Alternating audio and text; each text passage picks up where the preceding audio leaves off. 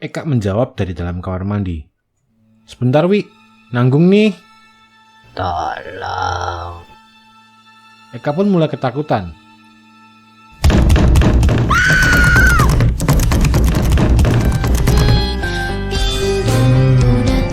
Sebelum nonton, jangan lupa klik subscribe dan loncengnya ya.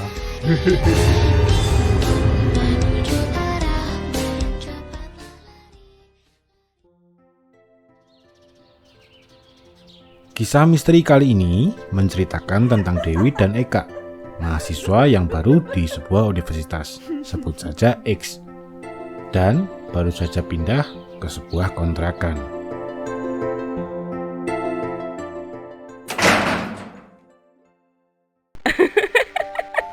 Dewi merasa senang sekali karena merasa beruntung mendapatkan kontrakan yang murah dengan lokasi yang tidak terlalu jauh dari kampus mereka. Meskipun Eka juga merasa senang, tetapi kekhawatiran terlihat jelas di wajahnya. Dewi pun bertanya kepada Eka, apa yang dia khawatirkan.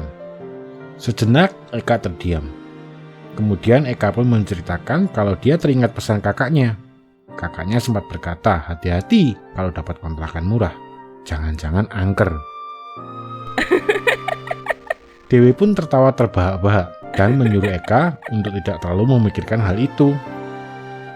Akhirnya, Eka pun mencoba untuk tidak terlalu memikirkan perkataan kakaknya. Dan mereka pun memutuskan untuk segera mulai membersihkan kontrakan baru mereka yang cukup kotor, karena sudah lama tidak ada yang menempati. Saat membersihkan rumah itu, pandangan Eka tertuju pada tembok dengan bercak-bercak berwarna hitam. Eka merasa jijik dengan bercak-bercak tersebut. Namun Dewi berkata, mungkin cuma sekedar jamur itu.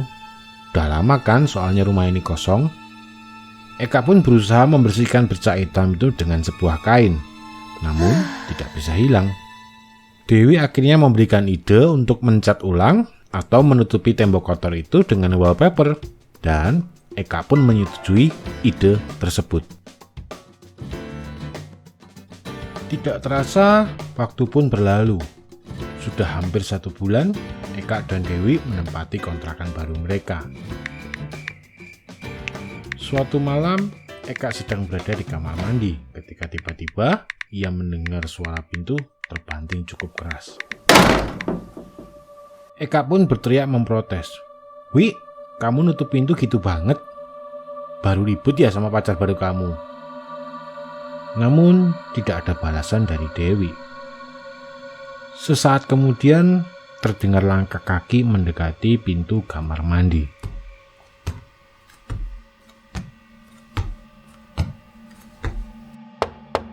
Lalu terdengar seseorang mengetuk pintu kamar mandi 3 kali. Eka menjawab dari dalam kamar mandi. Sebentar Wi, nanggung nih. Tiba-tiba terdengar suara lirih dari balik pintu kamar mandi. Tolong. Eka pun mulai ketakutan. Wi, gak lucu ah, jangan bercanda ya. Awas kamu.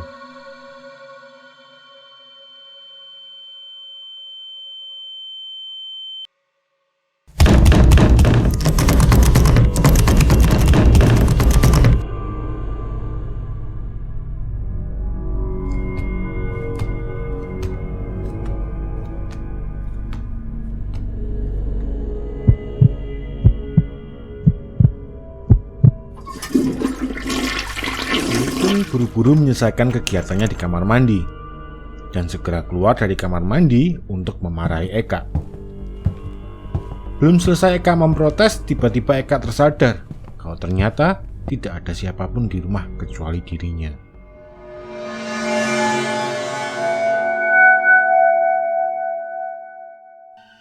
Lalu tadi siapa? Pikir Eka dalam hati. Ketakutan pun merasuki seluruh tubuh Eka. Dan keringat dingin keluar dari seluruh tubuhnya. Tiba-tiba terdengar suara pintu terbuka.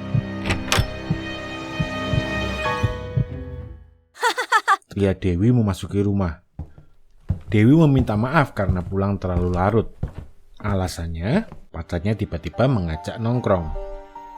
Namun, Eka hanya terdiam. Dewi pun keheranan melihat Eka yang terlihat pucat dan ketakutan. Loh, "Wi, kamu kenapa? Kok pucat gitu?" tanya Dewi. Dengan terbata-bata, Eka bermaksud menceritakan apa yang barusan ia alami. Namun, tiba-tiba ia teringat pesan kakaknya tentang kontrakan angker. Dan akhirnya, Eka pun mengurungkan niatnya untuk menceritakan kejadian itu. Namun Dewi yang masih penasaran kembali menanyakan apa yang terjadi kepada Eka.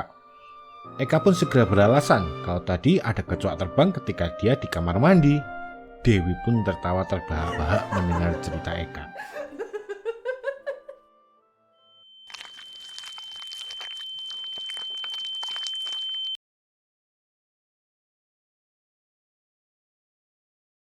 Beberapa hari kemudian, terlihat Dewi sedang asik ngobrol dengan Miska, seorang teman kuliahnya di sebuah ruang kuliah. "Benar kamu kontrak di rumah yang di ujung jalan itu, Wi?" tanya Miska. Dewi pun mengiyakan, lalu menanyakan kenapa memangnya. Dengan sedikit canggung, Miska menjawab, "Nggak apa-apa kok, Wi."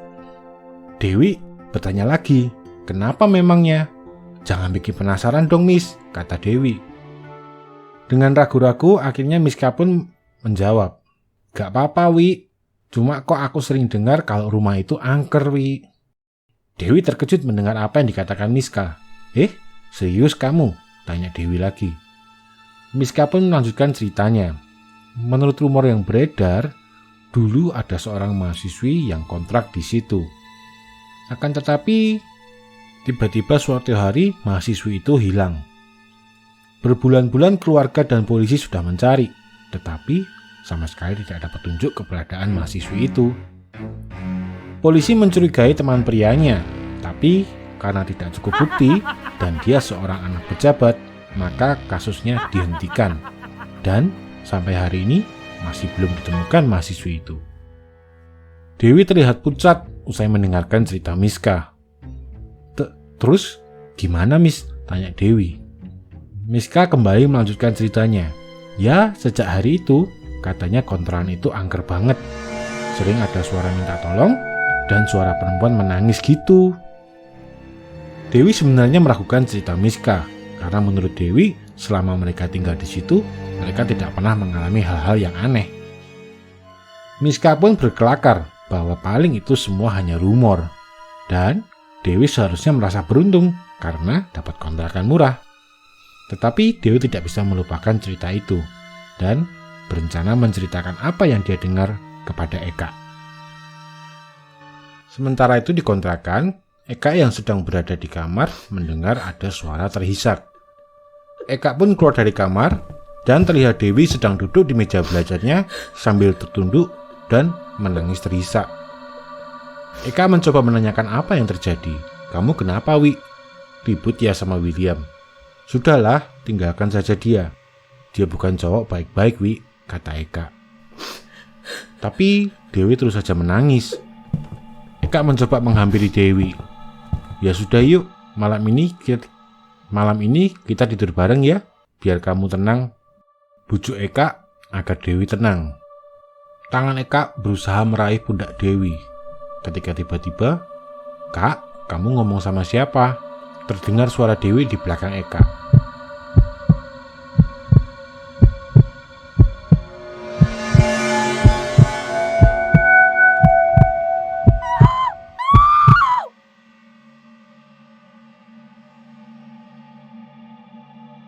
Eka dan Dewi yang ketakutan malam itu terjaga. Mereka tidak berani tidur. Eka berkata kepada Dewi, "Wi, kita pindah aja yuk. Takut aku di rumah ini." Dewi pun mengangguk tanda setuju.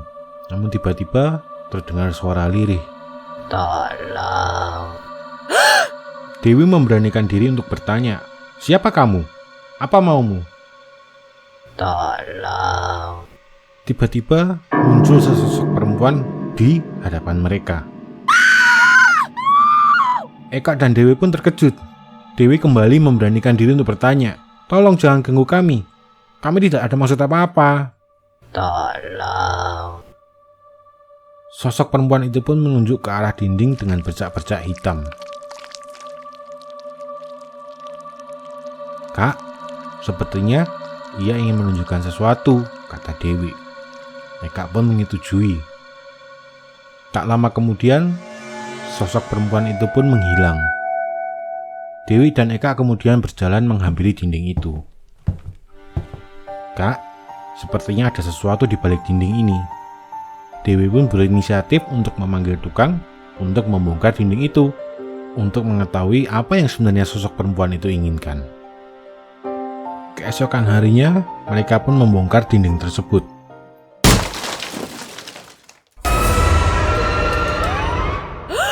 Betapa terkejutnya Dewi dan Eka ketika melihat di balik tembok itu ternyata ada sebuah tengkorak di dalamnya. Kemudian Dewi pun menghubungi pihak kepolisian. Tak lama berselang, polisi dan tim medis datang ke kontrakan mereka untuk mengevakuasi jenazah tersebut. Seorang polisi bercerita kepada mereka bahwa mereka juga menemukan sebuah dompet di dalam tembok itu. Beberapa hari kemudian, polisi itu kembali menemui Dewi dan Eka. Polisi itu menjelaskan kepada mereka bahwa setelah diselidiki, ternyata tengkorak itu adalah jenazah mahasiswi yang hilang beberapa tahun yang lalu. Dan dompet yang ditemukan bersama dengan jenazah itu menjadi bukti yang kuat untuk polisi menangkap anak dari pejabat yang memang sejak awal dicurigai, akan tetapi dihentikan karena tidak ada bukti yang cukup. Dan setelah berterima kasih kepada Dewi dan Eka, polisi itu pun berpamitan.